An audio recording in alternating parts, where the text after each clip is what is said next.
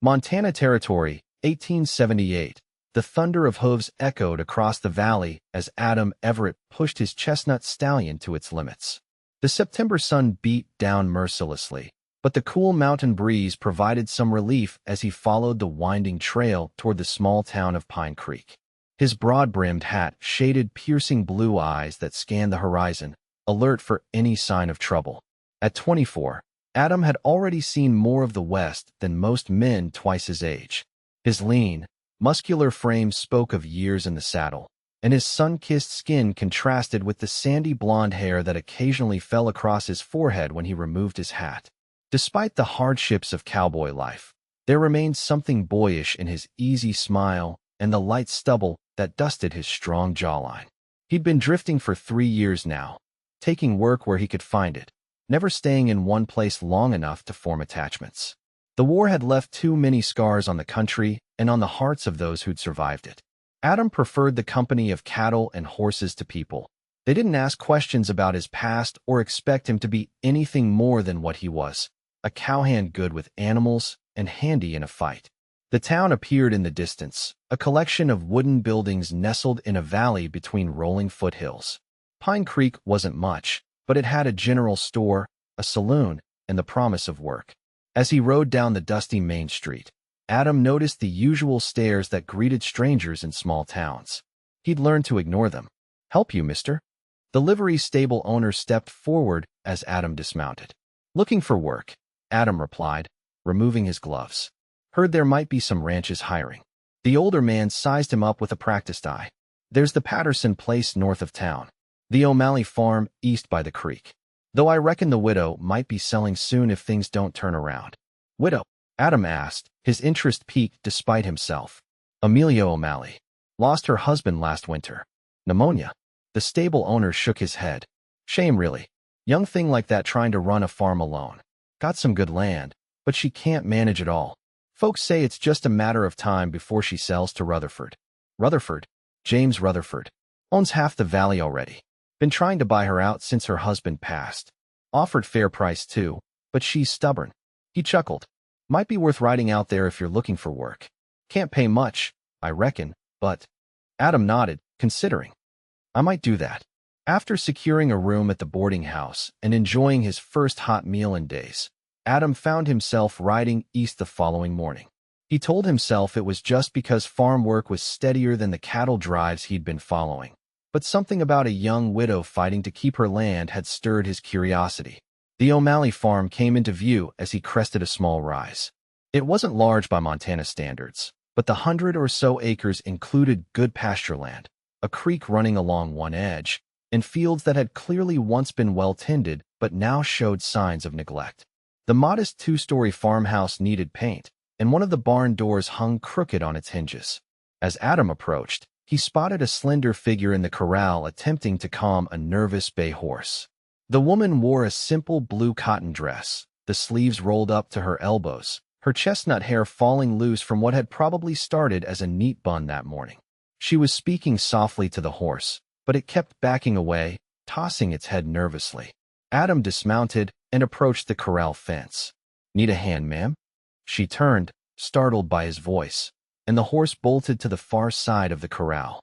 The woman pushed a strand of hair from her face, revealing striking green eyes and a face that would have been beautiful even without the flush of exertion on her cheeks.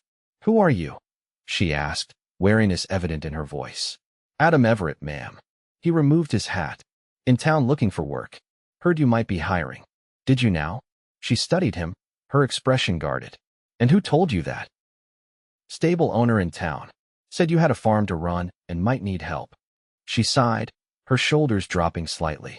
"Well, Mr. Everett, I'm afraid whoever told you that neglected to mention I can barely afford to feed myself, let alone pay a hand." She gestured toward the horse. "Though I could use help with that beast. My husband bought him before he died, and I haven't been able to get near him since." "I'm good with horses," Adam offered. "Mind if I try?" Amelia O'Malley hesitated, then nodded. "Be my guest. But I warn you, he's stubborn." Adam slipped between the fence rails and approached the animal slowly, speaking in a low, calm voice. The horse eyed him nervously but didn't bolt. Years of working with skittish animals had taught Adam patience. Within minutes, the bay was allowing him to stroke its neck, and soon after, Adam had slipped a halter over its head. "That's impressive," Amelia admitted, keeping her distance. "It took James 3 men to get him into the corral when they delivered him." "James Rutherford?" Adam asked, continuing to gentle the horse. Her expression darkened. "You've heard of him too, I see. Just that he's buying up land hereabouts." Adam led the horse toward her, moving slowly. "And that he's made you offers." "Offers I've refused," she said firmly. "This land belonged to Patrick's family for 20 years. I won't sell it out from under him just because." She stopped, emotion flickering across her face before she composed herself. "Well, it doesn't matter. I'm not selling." Adam nodded, respecting her determination even as he noted the signs of struggle around the farm. "Horse like this would be good for plowing," he observed, changing the subject. "Strong back, good temperament under all that nervousness." "If I could get near him, perhaps," Amelia replied with a small smile that transformed her face, revealing a dimple in her left cheek. "Patrick named him Samson for his strength." Seems like a cruel joke now. An idea formed in Adam's mind. "I'm between jobs at the moment," he said carefully. "Could use a place to stay for a week or two while I look for something permanent. I'd be willing to help out in exchange for meals and a corner of your barn to sleep in." Suspicion flashed in her eyes. "Why would you do that?" It was a fair question. Men didn't offer free labor, not in these parts. "Truth is, ma'am, I've been on the trail a long while. Wouldn't mind settling somewhere for a bit." He met her gaze directly. "And I've got a soft spot for lost causes." She stiffened. "This farm is not a lost cause, Mr. Everett." "No offense meant," he said quickly. "Just meant I like a challenge. And from what I can see, you've got plenty of those." He gestured toward the fields, where weeds were beginning to take over. "Harvest season's coming. Could help bring in whatever crop you've got. Repair that barn door. Get this fellow working for his keep." Amelia studied him, clearly weighing her options. Finally, she nodded. "1 week," she said firmly. "Then we'll see." That evening, after Adam had settled his things in a clean corner of the barn and eaten a simple but hearty meal of stew and cornbread at Amelia's kitchen table, she finally asked the question he'd been expecting. "What brings a man like you to Pine Creek, Mr. Everett? Not much happening in these parts." Adam wiped his mouth with a napkin. "Sometimes that's the appeal, Mrs. O'Malley." "Please, call me Amelia," she said. "If you're going to be working here, even temporarily, Mrs. O'Malley feels too formal." "Amelia," he agreed with a nod. "And I'm Adam." She waited, clearly expecting him to elaborate on his previous answer. When he didn't, she pressed, "You're avoiding my question." Adam sighed, looking down at his empty plate. "Been working cattle drives between Texas and Montana. Last one ended in Helena. Thought I might find something more permanent before winter." It wasn't the whole truth, but it wasn't a lie either. "You don't strike me as the settling type," she observed. He smiled faintly. "What type do I strike you as?" "The kind that doesn't answer direct questions," she replied with unexpected sharpness that was softened by the hint of a smile. Their conversation was interrupted by a knock at the door. Amelia's expression changed instantly, tension replacing the momentary ease between them. She stood, smoothing her skirt nervously. "That will be James," she said quietly. "He comes by every Wednesday evening to check on me." Adam raised an eyebrow, but said nothing as she went to answer the door. From his seat at the kitchen table, he could hear the exchange in the front room. "Amelia, you look lovely as always." A deep, cultured voice that didn't match Adam's mental image of a land-grabbing rancher. "James, this is a surprise," Amelia replied, her tone polite but reserved. "Is it? I believe I mentioned last week I would bring the new contract for your consideration. And I believe I told you I'm not selling." A sigh. "Amelia, please be reasonable. Winter is coming. You can't manage this place alone, and my offer is more than fair. You could move into town, perhaps open that dress shop you once mentioned to Ellen." "My plans have changed," Amelia said firmly. "And I'm not alone anymore. I've hired help." A pause. "Have you now? And who might that be?" Before Amelia could answer, Adam decided to introduce himself. He rose and walked into the front room, where he found a well-dressed man in his 40s, his dark hair showing distinguished touches of gray at the temples. James Rutherford looked every bit the successful businessman, from his tailored suit to his polished boots. "Adam Everett," he said, extending his hand.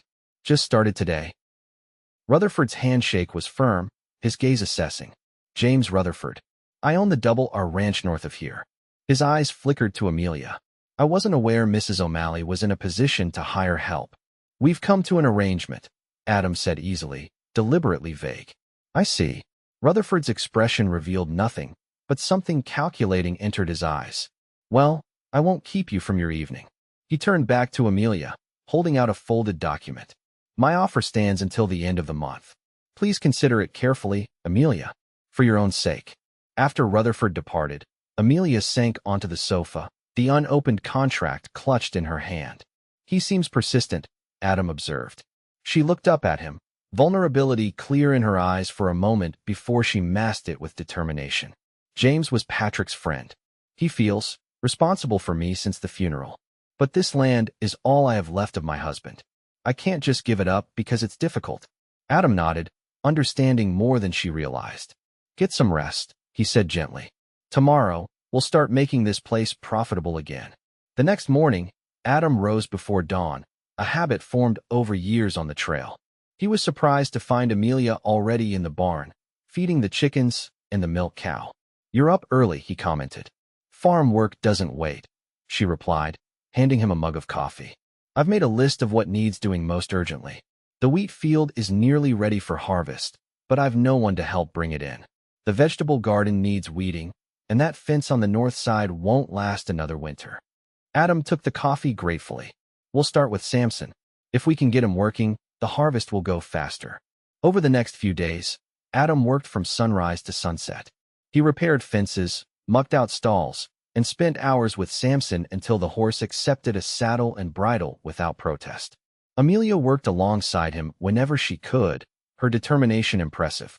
She never complained about the heat or the heavy lifting, though Adam often noticed her rubbing her back when she thought he wasn't looking.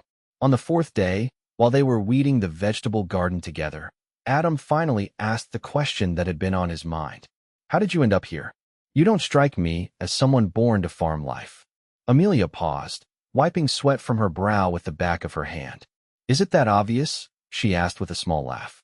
I grew up in Boston. My father was a professor at Harvard. I met Patrick when he came east to sell horses. He was so different from the men I knew, so alive and full of dreams about the West. Her expression softened at the memory. We married after just 3 months, and he brought me here. That was 2 years ago. And you've never regretted it? Coming west. She looked around at the farm, her expression complex. No. Even with everything that's happened, no. Patrick gave me freedom I never had in Boston, where a woman's life is mapped out from birth. Here, I can be whoever I choose to be. She met his eyes. What about you? Where's home? Adam focused on pulling a particularly stubborn weed. Don't really have one anymore. Grew up in Tennessee. Left during the war and never went back. You fought? She asked carefully. Confederate side, he admitted, watching for her reaction. Not by choice. Just happened to be where I was when conscription came through. She nodded, accepting this without judgment. And after? After was complicated. He didn't elaborate, and to his relief, she didn't press further. That evening, as they sat on the porch after dinner, watching the sunset paint the mountains gold and crimson, Amelia broke their comfortable silence. Why are you really helping me, Adam? He turned to look at her, struck by how the fading light gilded her features. I told you. You told me you like a challenge, she interrupted. But there are challenges all over the West. Why this one? Why my farm? Adam considered his answer carefully. When I rode into town, I heard about a young widow refusing to sell her land despite all the odds against her. Made me curious. He smiled slightly. Then I met you and saw how much this place means to you. Reminded me that some things are worth fighting for, even when it seems hopeless. Is that what you think? That it's hopeless? Her voice was quiet but intense. I think, he said slowly, that you're stronger than anyone gives you credit for, including yourself. Their eyes met, and something shifted between them, a recognition that went beyond words. The moment was broken by the distant sound of riders approaching. Adam stood, instantly alert. Are you expecting company? Amelia shook her head, rising to stand beside him. No, no one comes out this way after dark. 3 riders emerged from the shadows, approaching the house. Adam recognized James Rutherford immediately. The other two men were strangers, rough-looking cowboys with the double R brand on their saddles. "Stay here," Adam said quietly, stepping off the porch to meet them. Rutherford dismounted, his expression pleasant but his eyes cold. "Evening, Everett." "Amelia." He nodded toward the porch where Amelia had ignored Adam's instruction and followed him down. "I was passing by and thought I'd check how things are progressing with your arrangement." "Everything's fine, James," Amelia said coolly, "though I don't recall asking for your supervision." Rutherford's smile tightened. "Merely being neighborly. I see you've been making repairs." He glanced around, noting the fixed barn door and mended corral fence. "Quite industrious for a few days' work." "Mr. Everett is very capable," Amelia replied. "Indeed." Rutherford turned his attention to Adam. "I've been making inquiries about you, Everett. Interesting that no one seems to know much about your background." Adam kept his expression neutral. "Not much to know." "No? Nothing about that incident in Wyoming last year? Or the trouble in Cheyenne before that?" Adam felt Amelia stiffen beside him, but didn't look at her. "Ancient history," he said evenly. "Perhaps." Rutherford smiled thinly. "I just thought Amelia should know what kind of man she's invited onto her property. A man with a reputation for violence isn't the sort of help a vulnerable widow needs." "That's enough, James," Amelia said sharply. "Who I hire is my business." Rutherford's expression hardened. "I'm looking out for your interests, Amelia, as Patrick would have wanted." He mounted his horse again. "My offer expires in 10 days. I suggest you consider it carefully. The bank won't extend your mortgage again, especially with winter coming." He tipped his hat. "Good evening." As the riders departed, silence fell between Adam and Amelia. Finally, she turned to him. "What incident in Wyoming?" Adam sighed, running a hand through his hair. "Man drew on me in a saloon. I was faster." "You killed him?" Her voice was steady, but her eyes were wide. "He didn't leave me much choice." Adam met her gaze directly. "It was ruled self-defense." "But Rutherford's right. I've had my share of trouble. Never went looking for it. But it found you anyway," she finished for him. She studied his face for a long moment, then nodded as if coming to a decision. "Come inside. There's something I need to show you." In the kitchen, Amelia unlocked a small wooden box on the shelf and removed a stack of papers. "Patrick left the farm in debt," she explained, spreading the documents on the table. "The wheat crop failed last year, and he had to borrow against the property to keep going. When he died, the bank gave me 6 months to repay the loan. That time is almost up." Adam examined the papers, quickly grasping the situation. "And Rutherford knows this." "Yes. His offer would cover the debt with a little left over, but—" She shook her head. "This land was Patrick's dream. Selling it feels like betraying him." "How much do you need?" $200 by the end of the month. Another $300 by spring." Adam whistled softly. It was a substantial sum, far more than a small farm could produce quickly. "And the wheat field? If we can harvest it all, maybe $75. Not nearly enough." Adam thought for a moment. "There's more than wheat here. You've got good pasture land, a healthy milk cow, chickens laying well. The vegetable garden could feed you through winter with plenty to sell or trade in town." He looked at her intently. "What about Samson?" "What about him?" "He's a fine horse, worth at least $100 to the right buyer." Amelia's eyes widened. "Sell Patrick's horse?" "Not necessarily, but he could earn his keep. Good draft horses are always in demand during harvest season. We could hire him out to neighboring farms." Hope flickered in her eyes. "You think that would work?" "It's worth trying," Adam said. "Between that and the wheat, we might be able to buy you some time with the bank." She reached across the table and squeezed his hand. "Thank you," she said softly, "for not telling me to give up." Her touch sent unexpected warmth through him, and Adam realized with a start how much he'd come to admire this woman in just a few days. It wasn't just her beauty, though that was undeniable, but her courage and determination in the face of seemingly insurmountable odds. As promised, the next day Adam began training Samson to pull a plow, and by the following week, the horse was ready to work. They harvested the wheat field together, Adam cutting while Amelia bound the sheaves. It was back-breaking work, but each evening as they sat on the porch watching the sunset, exhausted but satisfied, Adam found himself less eager to move on than he had been in years. Word spread around Pine Creek that the O'Malley farm had a skilled hand and a strong draft horse available for hire. Several small farms that couldn't afford their own horses contracted Adam and Samson to help with their harvests. The extra income, combined with what they made from selling vegetables and eggs in town, began to add up. On a crisp October morning, as they loaded the wagon with produce for market day, Amelia approached Adam with an envelope. "Your share," she said, handing it to him. "It's not much, but—" Adam pushed it back gently. "I don't need it. Use it for the mortgage." She frowned. "We had an arrangement. You've worked hard, Adam. You've earned this. Keep it," he insisted. "Consider it an investment." "In what?" she challenged. "In proving Rutherford wrong," he replied with a grin. "Nothing would satisfy me more than seeing his face when he realizes you're keeping this place." She studied him, her expression serious. "Your week turned into a month. Don't you want to move on? Find that permanent position you mentioned?" The question caught him off guard. He'd stopped thinking about leaving days ago. "Do you want me to go?" he asked, watching her face carefully. "No," she admitted, her cheeks coloring slightly. "But I don't want you staying out of pity either." "Pity is the last thing I feel for you, Amelia O'Malley," he said quietly.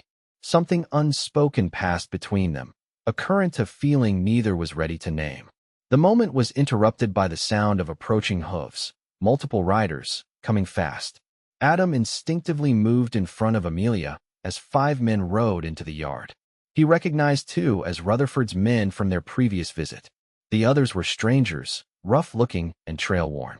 The leader, a heavy-set man with a scar running down one cheek, dismounted and approached them. "You Everett?" he demanded. Adam nodded, his hand hovering near the pistol at his hip. "Who's asking?" "Name's Cullen, U.S. Marshal." The man flashed a badge briefly. "Got some questions about a bank robbery in Cheyenne last spring. Witnesses place you in town around that time." "I passed through," Adam acknowledged, keeping his voice level. "Never robbed any banks." "That's so." Cullen's smile was unpleasant. "Because we found this in a saddlebag at your last camp." He held up a gold pocket watch. Bank manager identified it as stolen property. Adam's eyes narrowed. "That's not mine." "Convenient," Cullen remarked. "You're coming with us, Everett. Judge and Bozeman wants to talk to you." Amelia stepped forward. "This is ridiculous. Adam has been working here for weeks. He's not a bank robber." Cullen barely glanced at her. "Ma'am, I suggest you stay out of this. Men like Everett here, they move from town to town, charming their way into people's lives before taking what they want and disappearing." "He's not taking the watch, Marshal," a new voice interrupted. James Rutherford rode into the yard, looking concerned. "I didn't expect you quite so soon." "Rutherford," Adam said, the pieces suddenly falling into place. "You set this up." Rutherford dismounted, his expression regretful. "I merely reported what I discovered during my inquiries, Everett. If you're innocent, you have nothing to fear from a fair trial." "James, what are you doing?" Amelia demanded. "Adam hasn't done anything wrong." "I'm protecting you, Amelia," Rutherford replied. "This man is dangerous. He's been using you, gaining your trust while hiding his true nature." "The only one hiding his true nature is you," Adam said coldly.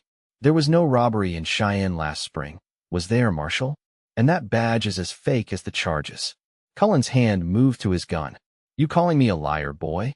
"I'm calling you Rutherford's hired muscle," Adam replied, his eyes never leaving the man's face. "How much is he paying you to get me out of the way?" "That's enough," Rutherford snapped. "Marshal, do your duty." As Cullen reached for his pistol, Adam moved with the speed that had kept him alive through years of danger. His gun cleared the holster and trained on Cullen before the other man could draw. The yard froze in tense silence. "Nobody needs to die today," Adam said quietly. "Rutherford, call off your dogs." Rutherford's mask of civility slipped, revealing the calculation beneath. "You can't shoot all of us, Everett." "Maybe not," Adam agreed. "But I'll make sure you're first." "Stop this." Amelia's voice cut through the tension. She had retrieved the shotgun from the porch and now held it steadily aimed at Rutherford. "James, I don't know what game you're playing, but it ends now. These men are going to leave my property immediately." Rutherford stared at her in disbelief. "Amelia, be reasonable. This man has clouded your judgment. The farm is failing, you know it is. My offer is your only chance to avoid complete ruin." "My farm is doing just fine," she replied coldly. "And your offer expired yesterday. I paid the first installment to the bank this morning." Shock registered on Rutherford's face. "That's impossible. You couldn't have raised that much money." Turns out people in Pine Creek are more supportive than you gave them credit for, Adam said. Once they heard Mrs. O'Malley was fighting to keep her farm, lots of folks found they needed help with their harvests. Funny how that works. Rutherford's expression hardened. This isn't over. Yes, it is, Amelia said firmly. Get off my land, James. And don't come back. After a tense moment, Rutherford signaled to his men. They mounted up and rode away, Cullen throwing one last threatening look over his shoulder.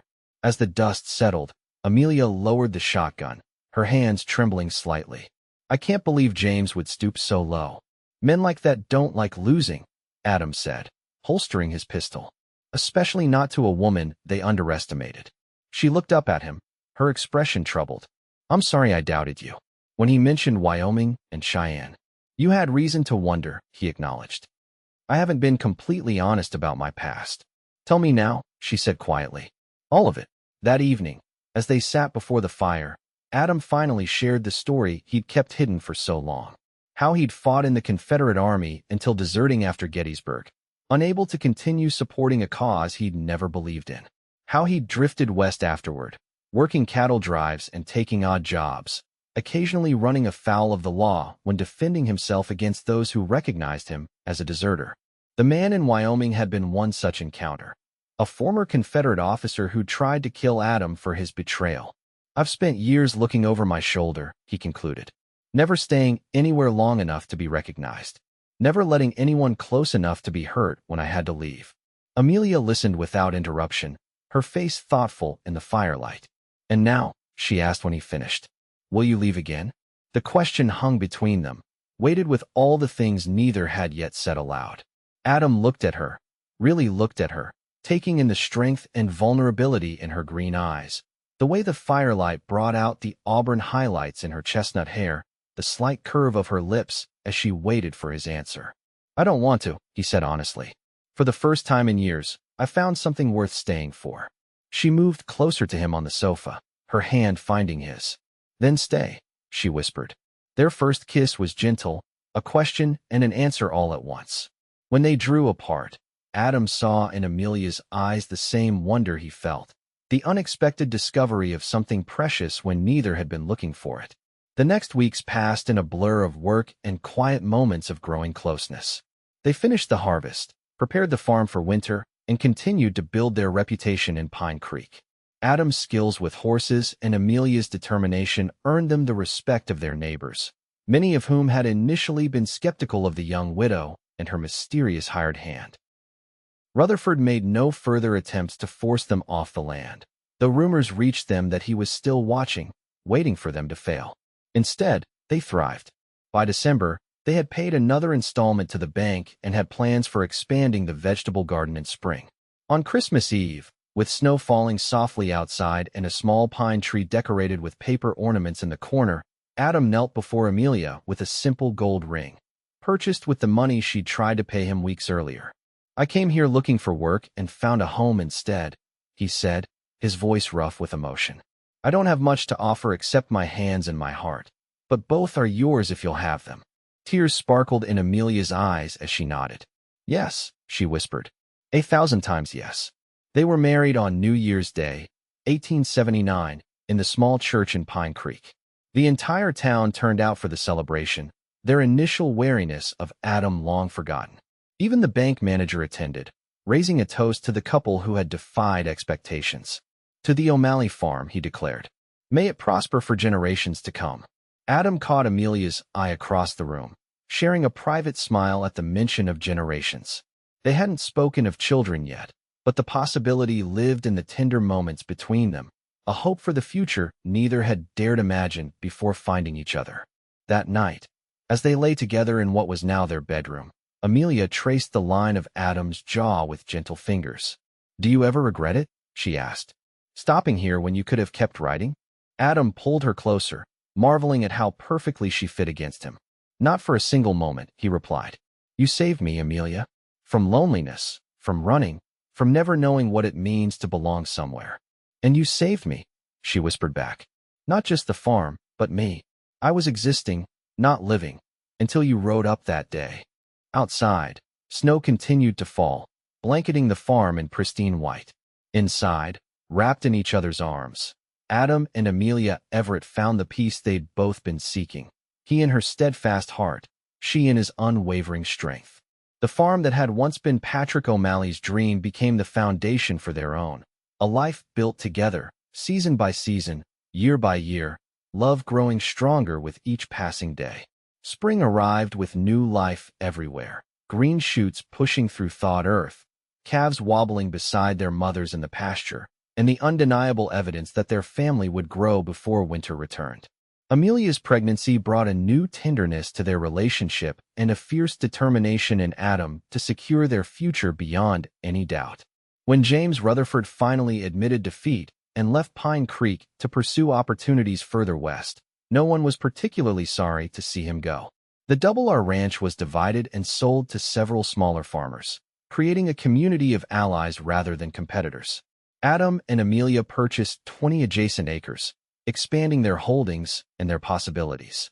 By the time their son was born, a strong, healthy boy with his father's blue eyes and his mother's determined spirit, the O'Malley farm had been officially renamed Everett Farm, a symbol of their new beginning together.